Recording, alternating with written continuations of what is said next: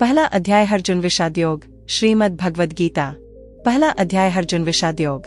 भगवान श्री कृष्ण ने अर्जुन को निमित्त बनाकर समस्त विश्व को गीता के रूप में जो महान उपदेश दिया है, यह अध्याय उसकी प्रस्तावना रूप है। उसमें दोनों पक्ष के प्रमुख योद्धाओं के नाम गिनाने के बाद मुख्य रूप से अर्जुन को कुटुम्बनाश की आशंका से उत्पन्न हुए मोहजनित विषाद का वर्णन है। अथ प्रथमोऽध्यायः। धृतराष्ट्र उवाच धर्मक्षेत्रे कुरुक्षेत्रे संवेता युयुत्सवा। 1. मामका पांडवाश्चैव किम कुर्वत संजय। धृतराष्ट्र बोले, हे संजय, धर्मभूमि कुरुक्षेत्र में एकत्रित युद्ध की इच्छा वाले मेरे पांडु के पुत्रों ने क्या किया। संजय उवाच 2 दृष्ट्वा तु पांडवानीकं व्यूढ़ं दुर्योधनस्तदा आचार्यमुपसंगमय राजा वचन ब्रवीत। संजय बोले, उस समय राजा दुर्योधन ने व्यूहरचनायुक्त पांडवों की सेना को देखकर और द्रोणाचार्य के पास जाकर यह वचन कहा। 3 पश्यता पांडुपुत्राणामाचार्य महती चमूम व्यूढ़ां द्रुपद पुत्रेण तव शिष्यन धीमता। हे आचार्य, आपके बुद्धिमान शिष्य द्रुपद पुत्र धृष्टद्युम्न के द्वारा व्यूहाकार खड़ी की हुई पांडुपुत्रों की इस बड़ी भारी सेना को देखिए। 4 अत्र शूरा महेश्वासा भीमार्जुन स्मायुधि युयुधानो विराटश्च द्रुपदश्च महारथ दृष्टकेतुश्च किताना काशराजश्च वीर्यवान 5 पुरुजित कुंती भोजश्च शैब्यश्च नरपुंगवा 6 युधामन्युश्च विक्रांत उत्तमोजाश्च वीर्यवान सौभद्रो द्रौपदेयाश्च सर्वैव महार्था। इस सेना में बड़े बड़े धनुषों वाले तथा युद्ध में भीम और अर्जुन के समान शूरवीर सात्यकी और विराट तथा महारथी राजा द्रुपद, दृष्टकेतु और चेकितान तथा बलवान काशीराज, पुरुजित, कुंतीभोज और मनुष्यों में श्रेष्ठ शैब्य, पराक्रमी, युधामन्यु तथा बलवान उत्तमौजा, सुभद्रा पुत्र अभिमन्यु और द्रौपदी के 5 पुत्र ये सभी महारथी हैं। 7 अस्माकं तु विशिष्टा ये तानिबोध द्विजोत्तम नायिका मम सैन्य से संज्ञार्थम ताम्रवीमीते। हे ब्राह्मण श्रेष्ठ, अपने पक्ष में भी जो प्रधान है उनको आप समझ लीजिए। आपकी जानकारी के लिए मेरी सेना के जो सेनापति हैं उनको बतलाता हूँ। 8 भवान भीष्मश्च कर्णश्च कृपश्च समितिंजय अश्वत्थामा विकर्णश्च सौंदत्तिस्तथैव। आप, द्रोणाचार्य और पितामह भीष्म तथा कर्ण और संग्राम विजयी कृपाचार्य तथा वैसे ही अश्वत्थामा, विकर्ण और सोमदत्त का पुत्र भूरिश्रवा 0 अन्य च बहवः शूरा मदर्थे त्यक्त जीविता नाना शस्त्र प्रहरणा सर्वे युद्ध विशारदा। और भी मेरे लिए जीवन की आशा त्याग देने वाले बहुत से शूरवीर अनेक प्रकार के अस्त्रों शस्त्रों से सुसज्जित और सब के सब युद्ध में चतुर हैं। 10 अपर्याप्तम तदस्माकं बलम भीष्माभिरक्षितम पर्याप्तं त्विदमे तेषां बलम भीमाभिरक्षितम। भीष्म पितामह द्वारा रक्षित हमारी वह सेना सब प्रकार से अजेय है और भीम द्वारा रक्षित इन लोगों की यह सेना जीतने में सुगम है। 11 अनेषु च सर्वेषु यथा भागमवस्थिता भीष्ममेवाभिरक्षन्तु भवन्तः सर्वैव हि। इसलिए सब मोर्चों पर अपनी अपनी जगह स्थित रहते हुए आप लोग सभी निसंदेह भीष्म पितामह की ही सब ओर से रक्षा करें। संजय उवाच 12 तस्य संजन्यन् हर्षन् कुरुवृद्धः पितामहः सिंहनादं विन्द्यो च शंखनं दध्मो प्रतापवान। कौरवों में वृद्ध बड़े प्रतापी पितामह भीष्म ने उस दुर्योधन के हृदय में हर्ष उत्पन्न करते हुए उच्च स्वर से सिंह की दहाड़ के समान गरजकर शंख बजाया। 13 ततः शंखनाश्च भैर्यश्च पणवानगो मुखा सहसैवाभ्यहन्यन्त स शब्दस्तमुलोभवत्। इसके पश्चात शंख और नगारे तथा ढोल, मृदंग और नरसिंघे आदि बाजे एक साथ ही बज उठे। उनका वह शब्द बड़ा भयंकर हुआ। ततः श्वेतैर्हैर्युक्ते महती स्यन्दने स्थितौ माधव पांडवश्चैव दिव्यौ शंखनौ प्रदध्मत्वा। 14 इसके अनंतर सफेद घोड़ों से युक्त उत्तम रथ में बैठे हुए श्री कृष्ण महाराज और अर्जुन ने भी अलौकिक शंख बजाए। 5 जन्यं ऋषिकेशो देवदत्तम धनंजया पौंड्रम दध्मो महाशंखं भीमकर्मा वृकोदरा। 15 श्री कृष्ण महाराज ने 5 जन्य नामक, अर्जुन ने देवदत्त नामक और भयानक कर्म वाले भीमसेन ने पौंड्र नामक महाशंख बजाया। अनंत विजयम राजा कुंती पुत्रो युधिष्ठिरा नकुला सहदेवश्च सुघोषमणि पुष्पकौ। 16 कुंती पुत्र राजा युधिष्ठिर ने अनंत विजय नामक और नकुल तथा सहदेव ने सुघोष और मणि पुष्पक नामक शंख बजाए। काश्यश्च परमेश्वासः शिखंडी च महारथ दृष्टद्युम्नो विराटश्च सात्विकश्चापराजितः। 17 द्रुपदो द्रौपदेयाश्च सर्वशः पृथिवीपते सौभद्रश्च महाबाहुः शंखान्दध्मोः पृथक पृथक।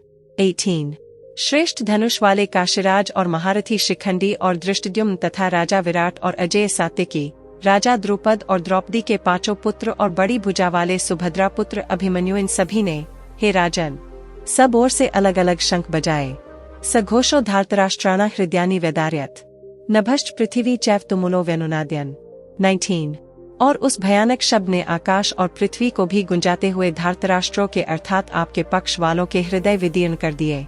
अथ व्यवस्थितान दृष्ट्वा धार्तराष्ट्रान कपिध्वजा प्रवृत्ते शस्त्र संपाते धनुरुद्यमय पांडवा 20 ऋषिकेशं तदा वाक्यमिदमाह महीपते अर्जुन उवाच सेन्योरुभयोर्मध्ये रथम स्थापय मेच्युत 21 हे राजन, इसके बाद कपिध्वज अर्जुन ने मोर्चा बांधकर डटे हुए धृतराष्ट्र संबंधियों को देखकर उस शस्त्र चलाने की तैयारी के समय धनुष उठाकर ऋषिकेश श्री कृष्ण महाराज से यह वचन कहा, हे अच्युत, मेरे रथ को दोनों सेनाओं के बीच में खड़ा कीजिए।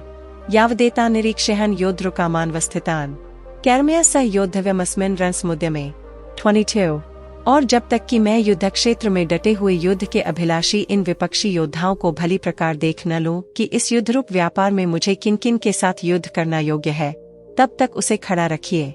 योत्स्यमानान्वेक्षहन ये एतेत्र समागता धार्तराष्ट्र से दुर्बुद्धेर्युद्धे प्रिय चिकीर्षवा 23 दुर्बुद्धि दुर्योधन का युद्ध में हित चाहने वाले जो ये राजा लोग इस सेना में आए हैं, इन युद्ध करने वालों को मैं देखूंगा।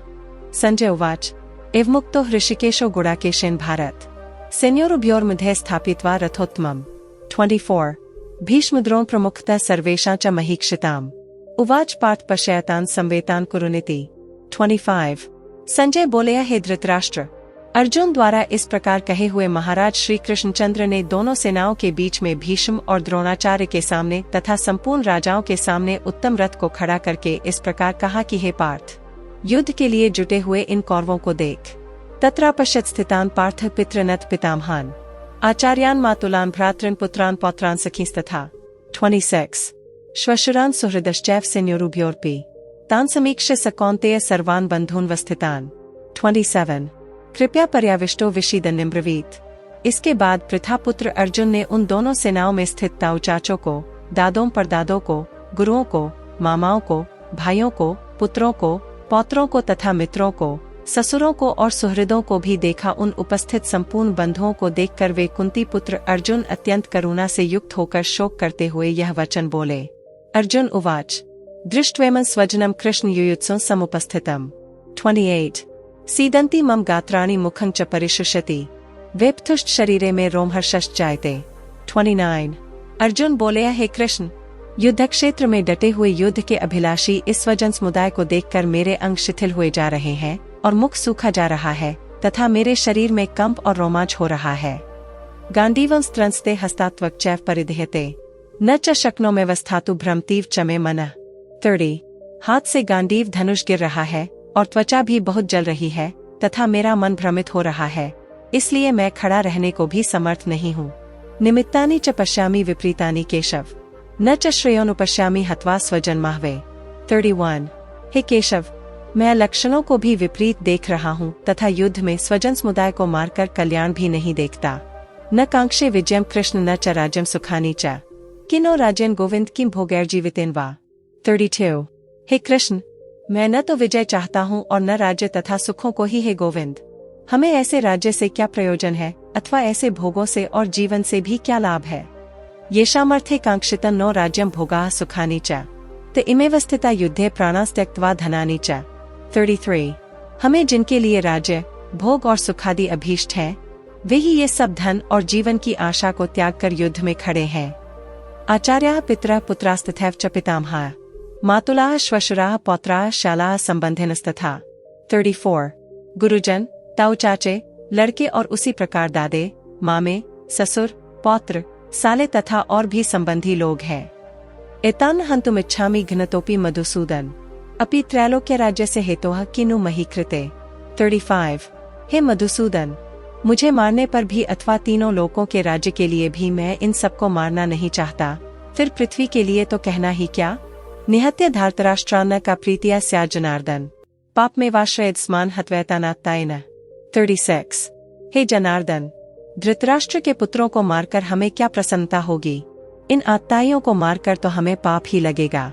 तस्मान्नार्हा वयम हन्तुं धार्तराष्ट्रान् स्वबान्धवान् स्वजनम ही कथं हत्वा सुखिनः स्याम माधव 37 अतएव हे माधव, अपने ही बांधव धृतराष्ट्र के पुत्रों को मारने के लिए हम योग्य नहीं है, क्योंकि अपने ही कुटुंब को मारकर हम कैसे सुखी होंगे।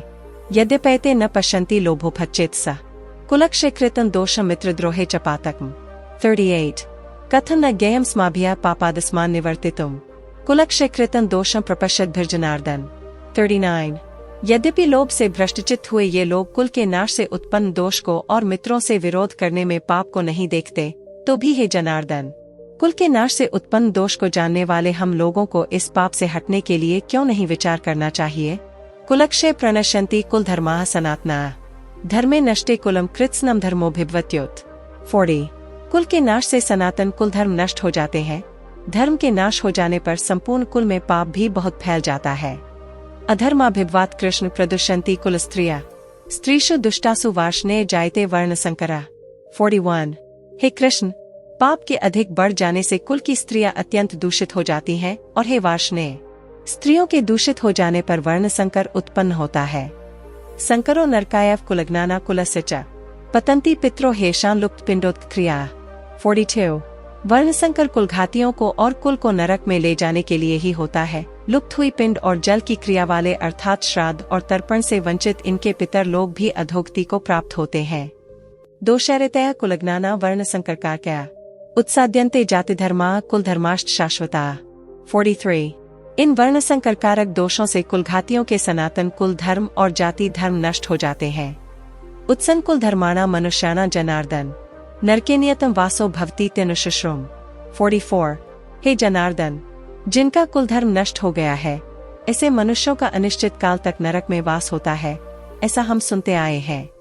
अहोबत महत्पापम कर्तुं व्यवसिता वयम यद्राज्य सुखलोभेन हंतुं स्वजन्मुद्यता 45 हाँ शोक, हम लोग बुद्धिमान होकर भी महान पाप करने को तैयार हो गए हैं, जो राज्य और सुख के लोभ से स्वजनों को मारने के लिए उद्यत हो गए हैं। यदि माम प्रतिकारम शस्त्रं शस्त्रपाणया धार्तराष्ट्रारणे हन्युस्तन में क्षेमतरम भवेत 46 यदि मुझ शस्त्रहित और सामना न करने वाले को शस्त्र हाथ में लिए हुए धृतराष्ट्र के पुत्र रण में मार डाले तो वह मारना भी मेरे लिए अधिक कल्याणकारक होगा। संजय उवाच एवमुक्त्वार्जुन संख्ये रथोपस्थ उपाविशत विसृज्य सश्रन चापन शोक संविघ्न मानसा 47 संजय बोले हैं, रणभूमि में शोक से उद्विग्न मन वाले अर्जुन इस प्रकार कहकर बाण सहित धनुष को त्याग कर रथ के पिछले भाग में बैठ गए। तत्सदिति श्रीमद् भगवद गीता उपनिषत्सु ब्रह्म विद्यायां योग शास्त्रे श्री कृष्णार्जुन संवादे अर्जुन विषादयोगो नाम प्रथमोध्याय 1 इस प्रकार उपनिषद ब्रह्म विद्या तथा योग शास्त्र रूप श्रीमद् भगवद गीता के श्री कृष्णार्जुन संवाद में अर्जुन विषादयोग नामक प्रथम अध्याय संपूर्ण हुआ।